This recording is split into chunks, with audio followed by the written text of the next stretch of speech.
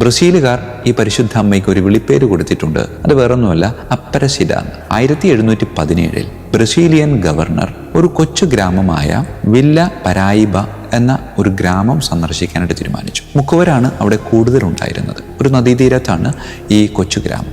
നല്ല ഒരു ഭക്ഷണം ഈ ഗവർണർക്ക് കൊടുക്കാൻ തീരുമാനിച്ചു. അതിനുവേണ്ടി ഏറ്റവും നല്ല മത്സ്യങ്ങളെ പിടിക്കാൻ വേണ്ടി ആ നാട്ടിലുള്ള മത്സ്യബന്ധനത്തിൽ മിടുക്കരായ 3 പേരെ മത്സ്യങ്ങളെ പിടിക്കാൻ വേണ്ടി വിടുക.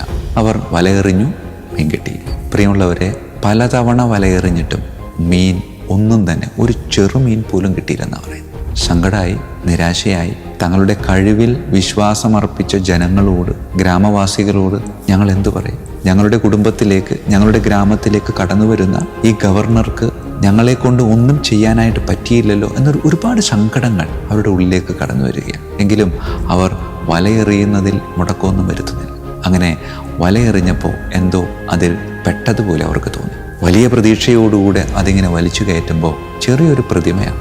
ആ പ്രതിമയുടെ ഒരു പ്രത്യേകത എന്ന് പറയുന്നത് തലയില്ല. നോക്കിയപ്പോൾ ഒരു സ്ത്രീയുടെ പ്രതിമ പോലെ അവർക്ക് തോന്നി. അതവിടെ വെച്ചു, വീണ്ടും വലയിറക്കുക. അപ്പോഴും വീണ്ടും എന്തോ കിട്ടി. നോക്കിയപ്പോൾ തലയില്ലാതെ നേരത്തെ കിട്ടിയ പ്രതിമയുടെ തലഭാഗമാണ്. പ്രിയമുള്ളവരെ, അത് ചെളിയിലിങ്ങനെ കുതിർന്ന് പൊതിഞ്ഞു കിടക്കുകയായിരുന്നു. അതൊന്നിങ്ങനെ കഴുകി നോക്കിയപ്പോൾ അത് പരിശുദ്ധ അമ്മയുടെ സുന്ദരമായ ഒരു പ്രതിമയായിരുന്നു.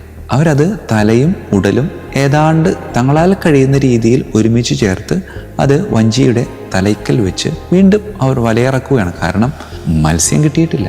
ഗവർണർക്ക് കൊടുക്കാനുള്ള ഒരു മീൻ പോലും അവർക്ക് കിട്ടിയിട്ടില്ല. പ്രിയമുള്ളവരെ, വീണ്ടും വലയിറക്കി. ആ വല അവർക്ക് പൊക്കാൻ പറ്റിയില്ലെന്നാണ് പറയുന്നത്. പ്രിയമുള്ളവരെ, അവർ ഈ നിറവലയുമായി ഗ്രാമത്തിലേക്ക് എത്തിയിട്ട് ഈ വലയിൽ കുടുങ്ങിയ മത്സ്യത്തെക്കാളും ഉപരിയായി അവർ പ്രാധാന്യം കൊടുത്തത് അവരുടെ കയ്യിൽ സൂക്ഷിച്ചിരുന്ന ഈ തലയും ഉടലും വേർപെട്ടിരുന്ന ഈ പരിശുദ്ധ അമ്മയുടെ തിരുസ്വരൂപമായിരുന്നു. ഈ പരിശുദ്ധ അമ്മയുടെ തിരുസ്വരൂപം അവിടെ സ്ഥാപിക്കുകയും ഒരു കൊച്ചു ദൈവാലയം പണിയുകയും പിന്നീട് ആ ദൈവാലയം വളരെ വിപുലീകരിക്കുകയും 1955 ഏറ്റവും വലിയ ഒരു ദൈവാലയത്തിന് തറക്കല്ലിടുകയും 1980 പരിശുദ്ധ പിതാവ് ജോൺ പോൾ രണ്ടാമൻ പാപ്പ ഈ വലിയ ദൈവാലയം ആശീർവദിക്കുകയും 1982 ഈ ദൈവാലയം സാധാരണക്കാർക്ക് പ്രാർത്ഥനയ്ക്കായി തുറന്നു കൊടുക്കുകയും ചെയ്തു. പ്രിയമുള്ളവരെ, കത്തോലിക്ക ദൈവാലയങ്ങളുടെ വിസ്തീർണം പരിശോധിച്ച് വലിപ്പം നിശ്ചയിക്കുകയാണെങ്കിൽ ലോകത്തിലെ ഏറ്റവും വലിയ